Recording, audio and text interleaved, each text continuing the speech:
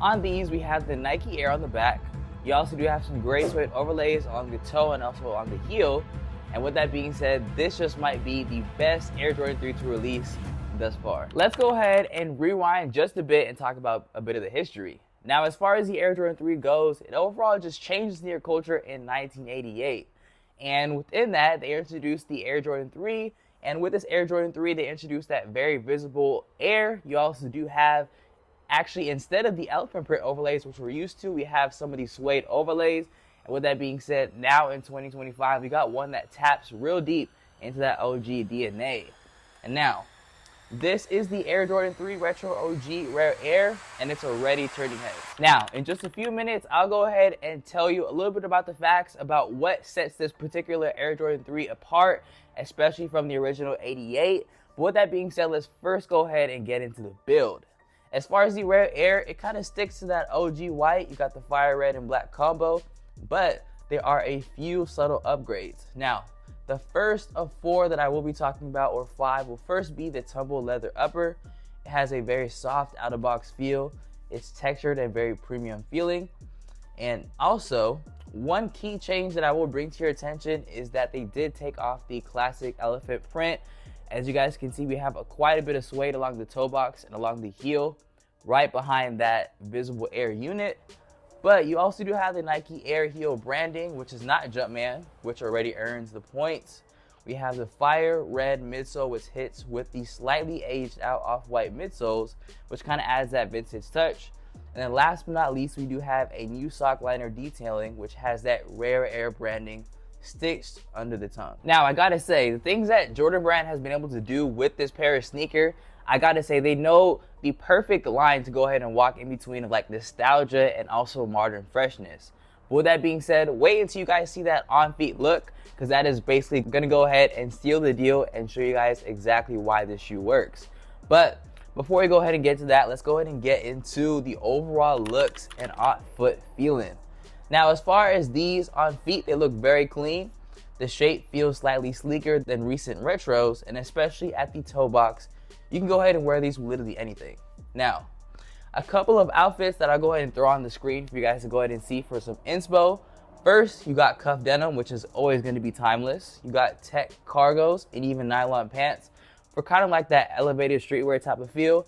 You also do have white socks with shorts, which is kind of like more of like a summer vibe, which is going to be perfect for the summer. So if you do want to get your hands on these, make sure to check the link in the description to go ahead and cop.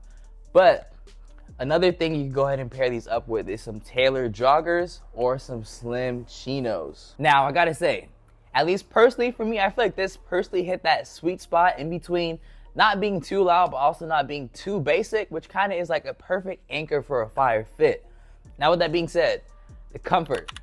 In 2025, are we still stuck in the 80s type of comfort, or do we have a more upgraded and refreshed type of feel? Let's go ahead and get into that, but I first gotta start off by saying we all know a pair of Jordans is not looked at as the comfort king. Now, one thing I do want to say is that this one actually might surprise you. Now, I'm gonna give you guys a little bit of like a feel and fit breakdown so you guys have a little bit more of what to expect if you do decide to go ahead and check out and buy this sneaker. First thing I do want to bring to your attention is the fact that this shoe is true to size. I got myself a size 10.5, which is what I normally am in Jordans, and it did go ahead and fit.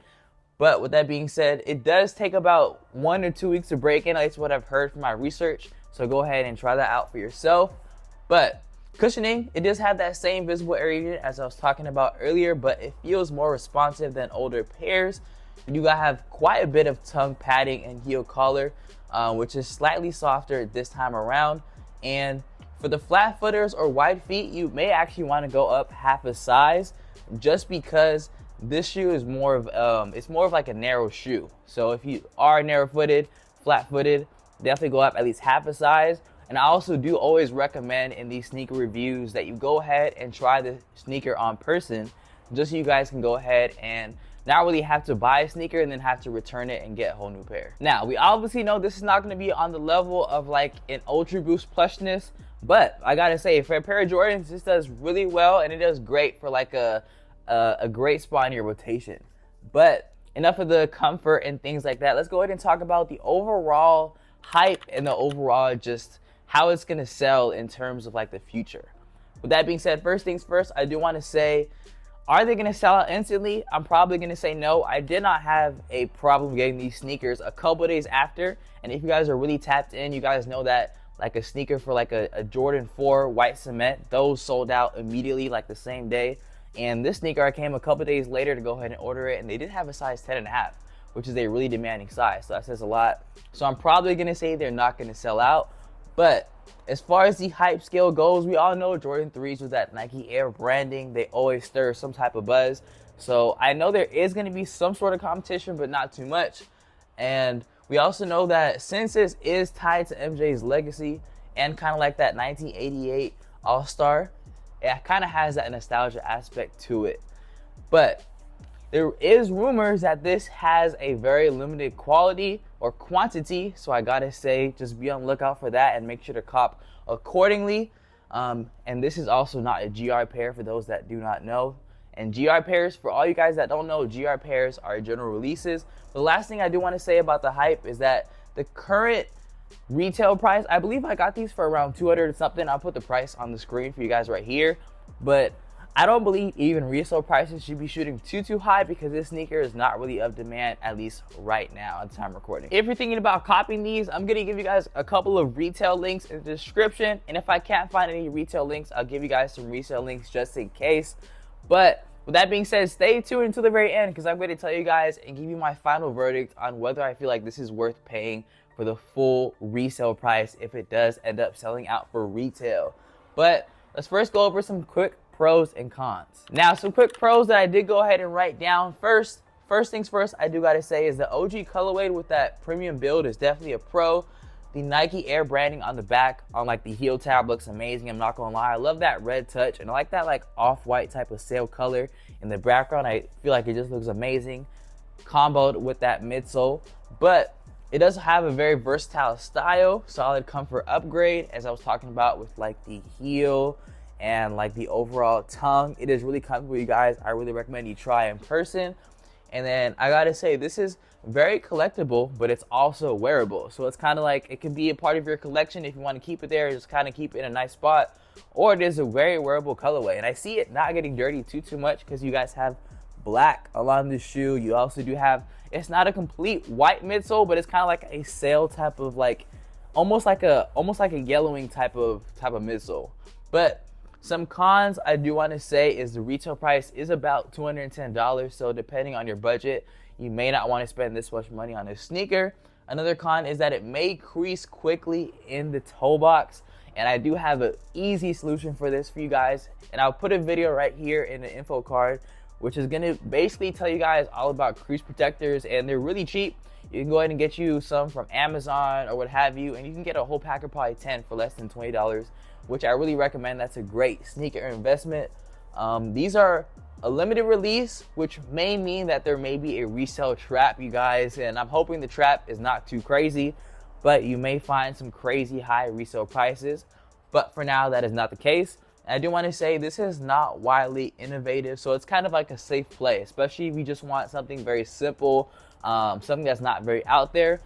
This is probably going to be a best bet for you. So, is the Air Jordan 3 Rare Air worth your money? Now, this is what I'm going to say.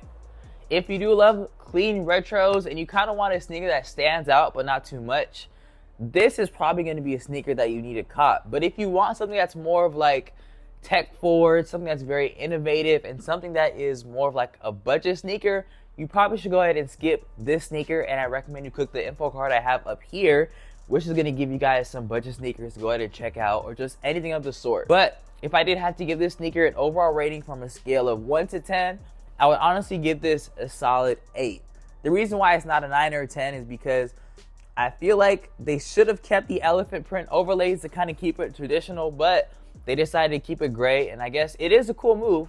It's very simplistic, but for me, if I'm going to go Air Jordan 3, it's got to be a pair of cements. And when I think about cements, I think about that elephant print overlay. But with that being said, that's just me.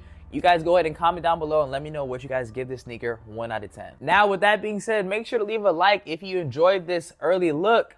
Make sure to go ahead and hit the subscribe button if you want some extra sneaker reviews, trends, on-feet looks, and more things like that. And also don't forget to hit that notification bell so you get notified every single time I post. But for now, I really recommend you click this video, which is a retro OG that just might steal the year. I'll see you in that one.